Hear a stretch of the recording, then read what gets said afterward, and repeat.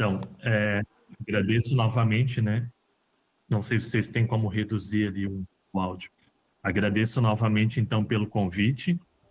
E tema que me cabe é reação hemolítica, ainda temos o que fazer. Então, realmente não é uma pergunta, né? É uma afirmação. Bom, e diante disso, convido vocês para pensar, né? Como vocês fariam um atendimento adequado desses pacientes. Então, um paciente que nunca recebeu sangue, um homem que aguarda para fazer uma cirurgia ortopédica, um paciente que tem doença falciforme, feminino, que já teve síndrome torácica aguda, uma paciente RHD negativo com 2 anos, reserva para cirurgia, e um paciente com antiagrante e anti-QEL masculino que tem mielodisplasia. Então, inicialmente, a gente vai ver um pouco os dados, né, do painel da hemovigilância. E aí, o que a gente tem, né? São dados já de 20 anos consolidados, tá? Que estão disponíveis ali para consulta pública. E pensando ali no número de reações transfusionais por tipo de reação, a grande maioria, né, são as reações febris não hemolíticas e reações alérgicas, tá? E aonde que a gente está, né, pensando no contexto da nossa aula? As reações hemolíticas agudas, imunológicas, um pouco mais de 500, e as reações hemolíticas tardias, 131, né? Então, pensando no contexto que a gente transfunde quase 4 milhões de hemácias por ano no país, indo morrer de pública não, seriam números bem baixos, né? Então, a gente vê um cenário de subnotificação disso. Bom, e aí quando a gente fala em número de quase erros graves, tá? E a etapa do ciclo de sangue onde ocorreram, eu deixei marcado, todos esses que estão em vermelho podem ter relação direta com uma transfusão ABO não compatível. E olhando ainda os quase erros por especificação, né? Então, quais são esses quase erros? E convém-se falar ainda que eles ainda estão, né, muito subnotificados, mas a gente vê que a grande maioria, né, pode envolver um erro que leve a uma transfusão ainda ABO não compatível. E aí, pensando nos incidentes mesmo, quase, a bem dizer a maioria, né, estão relacionados ali à administração do hemocomponente, tá? E aí, normalmente, isso acontece fora do hemocentro e, às vezes, justamente por isso é dado pouca importância pela equipe de hemoterapia, né? E muitas vezes também eles acontecem em lugares que a hemoterapia habitualmente não entra, como centro cirúrgico, como UTI, por exemplo, né? Setores fechados. E aqui a gente tem uma evolução, né, dos casos, eu coloquei de reações hemolíticas agudas e reações hemolíticas tardias. A gente vê que as reações hemolíticas tardias aumentam levemente, mas as reações hemolíticas agudas, elas estão aumentando, né, frequentemente nos últimos anos. Ou seja, alguma coisa está fugindo do nosso controle. Só peço ali para a equipe técnica, se der para reduzir o volume aqui, que eu estou com o chat aberto e está dando bastante interferência para mim, tá? Então, quando a gente fala dos objetivos dos testes, não causar danos, né, ao receptor, mas tem que ter também a eficácia transfusional, né? Então, obviamente, a gente tem que focar, né, no atendimento pensando na eficácia dessa indicação clínica. E a legislação vigente, ela aborda muito, né, bem, como devem ser realizadas essas transfusões, todo o monitoramento ali do paciente, e que caso haja algum evento adverso, esse deve ser imediatamente comunicado ao médico assistente, às equipes, e a gente deve, né, buscar atuar de alguma forma. E também ela coloca, né, que as transfusões, né, são passíveis ali, qualquer evento adverso, passível de detecção, notificação e depois permanente avaliação, né, dos cenários, buscando minimizar as suas novas ocorrências. E quando a gente fala nas reações transicionais imediatas, né, são as que acontecem até 24 horas depois de iniciada essa transfusão.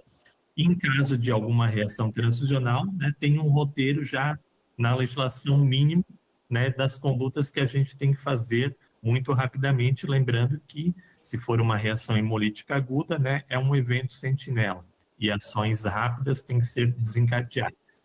E aqui seria um resumo, né, e isso praticamente todo mundo sabe, né, quando a gente fala da hemoterapia, todo mundo sabe essa sequência aqui de eventos que tem que começar com a interrupção da transfusão, manter hidratação, verificar os sinais vitais, né?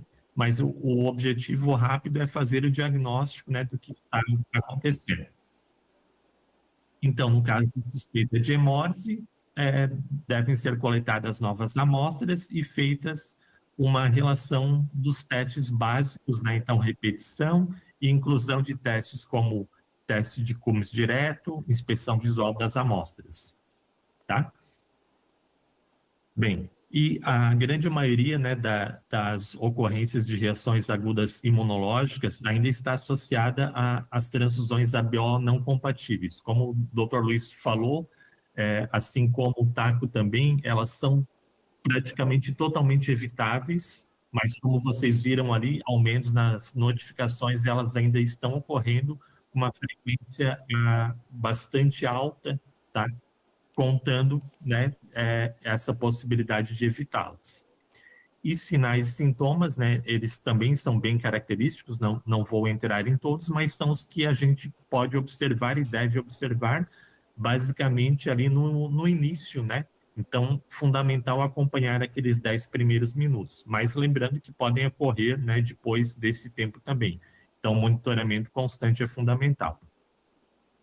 E aí a gente tem também uma série de achados laboratoriais, né, mais comuns que vão nos guiar, né, para a investigação disso, tá? Mas lembrando que se for uma transfusão ABO não compatível, nem preciso, né, investigar muito já para fazer essa constatação o quanto antes, tá? Não vou esperar sair o resultado desses exames a princípio. Vai ser aqueles lá de testes confirmatórios da imunematologia. E aí o guia da imunovigilância coloca, né, em relação a cada cenário, se a reação está confirmada, se é provável, possível ou até mesmo descartável.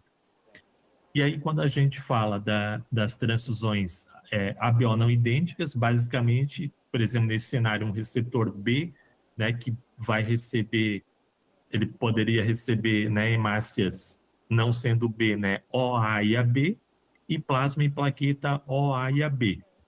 E aqui eu destaco, né, as que seriam ABO não compatíveis, né, mas isso todo mundo sabe, né, a hemácia A para um paciente B ou hemácia B para um paciente B, e aí também plasma, né, principalmente, mas também concentrado de plaquetas O ou A. E aqui destacando também uma transfusão de hemácias O num paciente B também pode ter riscos, né? Lembrando que além de hemácias, a gente ainda tem um resíduo ali de plasma, né? E nesse plasma, né, de um doador O, temos anticorpos anti-A, anti-B e anti-AB. Mas essas transfusões hemolíticas agudas também podem acontecer por outros grupos sanguíneos, como, por exemplo, uma transfusão de concentrado de hemácias KID-A não compatível, tá? Também pode causar uma hemólise intravascular. Bem, e aí tem todo o fluxo, né? Não vou entrar em detalhes aqui, até por causa do tempo, mas do que a gente espera avaliando, né, e comparando os testes que a gente já fez com a amostra coletada antes da transfusão e a amostra coletada pós-transfusional para investigar essa reação transfusional, sendo que algumas coisas são bem clássicas, né, como hemólise, tipagem diferente, pelva cruzada não compatível, a retipagem divergente do rótulo, um teste de Cummins direto positivo ou com aumento de intensidade, ou ainda apresentando complemento, mas muitas vezes, inclusive, ele pode ser até negativo, e isso tudo vai depender do tempo, né, entre o evento e a hora que eu coletei essa amostra pós, né? Então, a ideia é que se colete imediatamente na medida que aparecerem sinais ou sintomas característicos. E por que que isso ainda está acontecendo com tanta frequência, né, na nossa hemorrede? Porque a gente está dando moleza, né, para acontecer, né? Então é mais ou menos o que está essa ilustração aí, né, tá mostrando. A gente não está tomando todos os cuidados necessários, e porque isso daqui todo mundo sabe, né, que o doador, né, a gente já sabe lá, desde lá do ensino fundamental, uma transfusão de concentrado de hemácias, o doador tem que ser ABO compatível com o receptor. Bom, e se a gente já tem fluxos estabelecidos, né, para fazer esse atendimento do receptor, e eles devem ser muito simples, mas complementar, né, todas as etapas, todos os cenários, as possibilidades, e as tomadas de decisão, né, o que fazer diante de cada cenário. Tá? Então, tudo isso daqui já está mapeado, né, todos têm os procedimentos para isso. Bom, mas o fato é que muitas vezes as pessoas não querem seguir os fluxos, tá? E elas vêm aqui, né? Ao invés de seguir ali o fluxo, elas inventam alguma outra coisa, elas dão alguma volta nesse processo. E aí tem uma série de motivos para isso. Mas eu sempre penso que falta de capacitação que seria predominantemente a causa raiz. Porque se eu conheço, né, todos os procedimentos e o que pode acontecer com o meu receptor de sangue, se eu não respeitar esse fluxo, em teoria, deveria sim seguir esse fluxo. E aí tem várias, né, desculpas para isso, né? Então a gente tem, né, um paciente que começou a receber sangue e depois ele foi a óbito, né, porque simplesmente não foram seguidas etapas básicas, tá? Dos nossos procedimentos padronizados.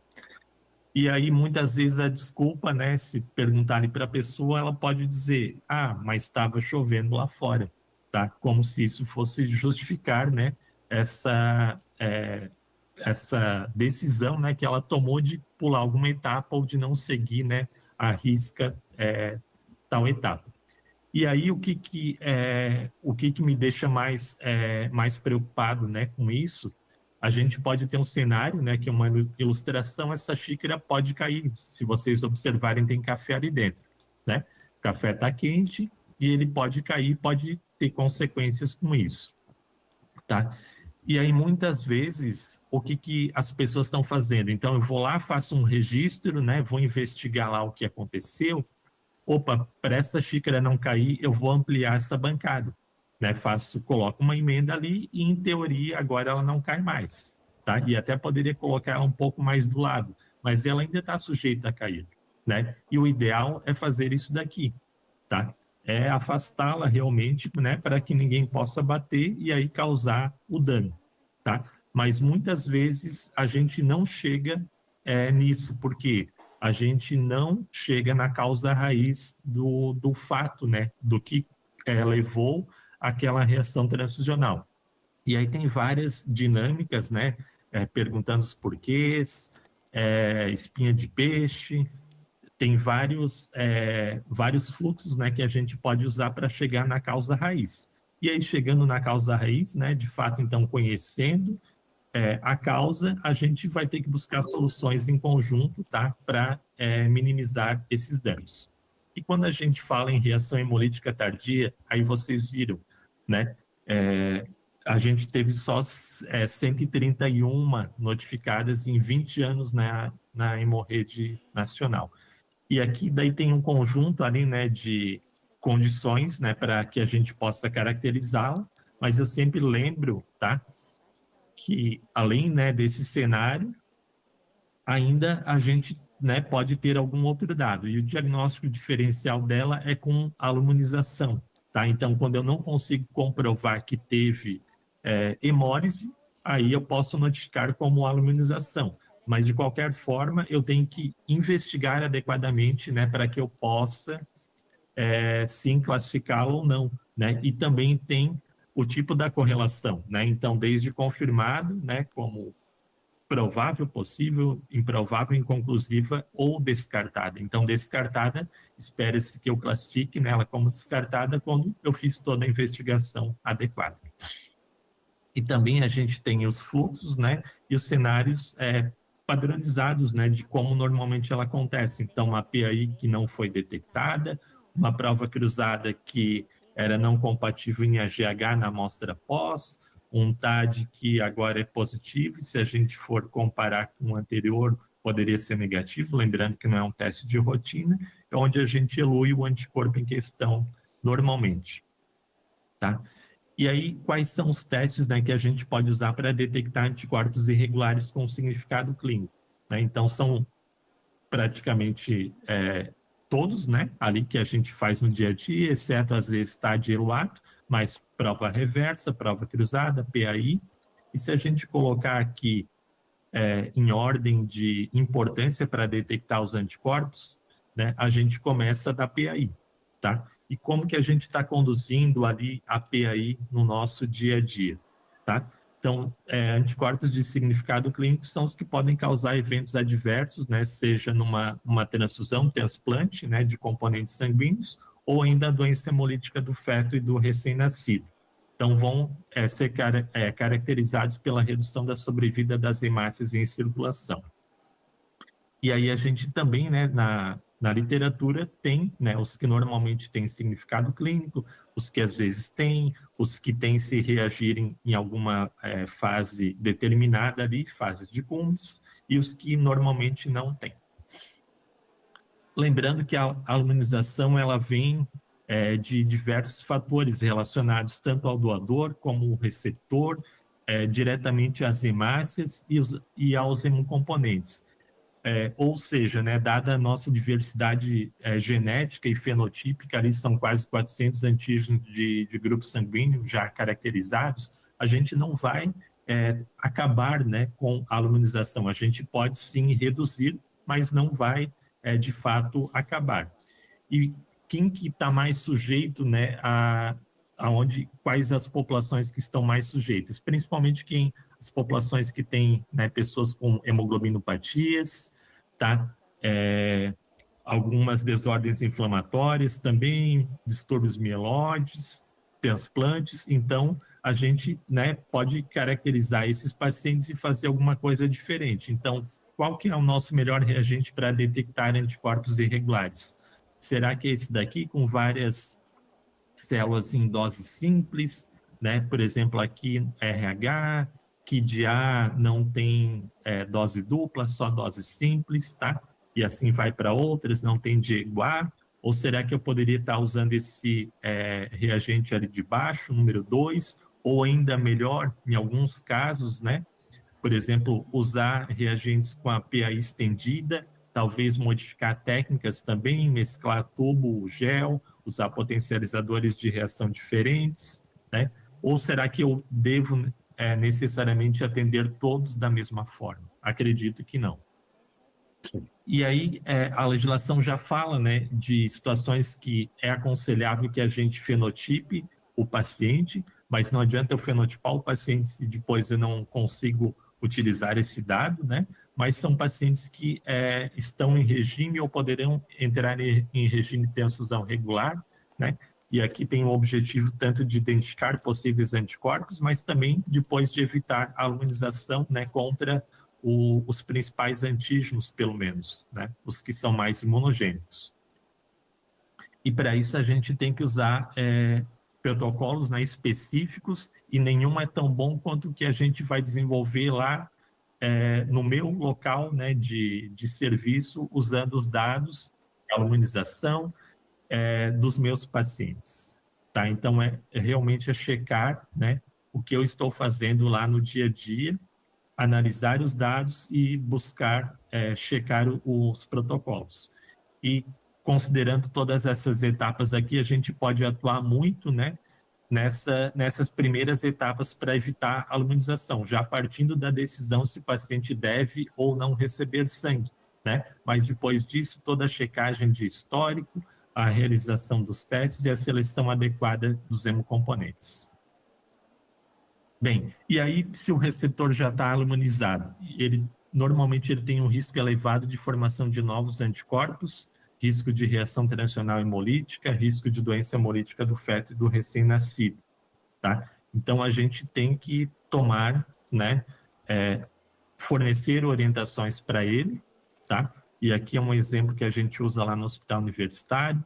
Então, eu tenho ali um paciente que já tem antiquel identificado, tá? E aí, na minha orientação internacional, eu oriento ele só a receber QEL negativo, tá?